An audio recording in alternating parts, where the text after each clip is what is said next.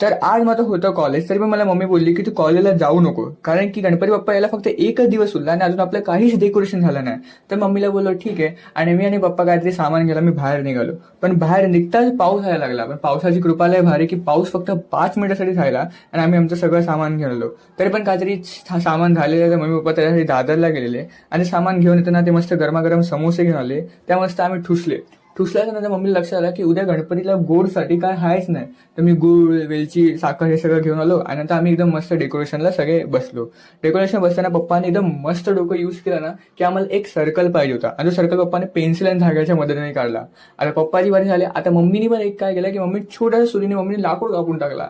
आणि नंतर मग आम्ही नंतर सिमेंट बाल्डीमध्ये सिमेंट भरलं आणि लाकूड उभं केलं, कारण की आम्ही ह्यावेळी एकदम युनिक डेकोरेशन करणार होतो, जे आम्ही पण कधी ट्राय नाही केलं आणि आमच्यासाठी पण लय चॅलेंजिंग होतं. म्हणजे आम्ही कोल्हापूर महालक्ष्मीचं असं मागे गणपतीचं मागे बनवत होतो आणि त्याच्या पुढे गणपती ठेवणार होतो.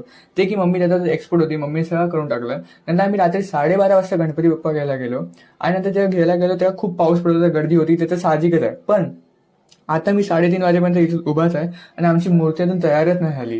म्हणजे मूर्तीला काय अजून डिझाईन काय झालंच नाही. नंतर आम्हाला 1-2 तासानंतर मूर्ती भेटली. म्हणजे ऑलमोस्ट सकाळचे 5 वाजले. आम्ही सगळे थकलेलो, कारण कोण पण झोपलं नव्हतं. तर आम्ही आता गणपती बाप्पाला घेऊन जातोय घरी. पण मी गणपती बाप्पाचं दर्शन तुम्हाला नेक्स्ट व्लॉगमध्ये करेन. तोपर्यंत प्लीज तुम्ही चॅनल सबस्क्राईब करा आणि इंस्टाग्रामवर जरूर फॉलो करा.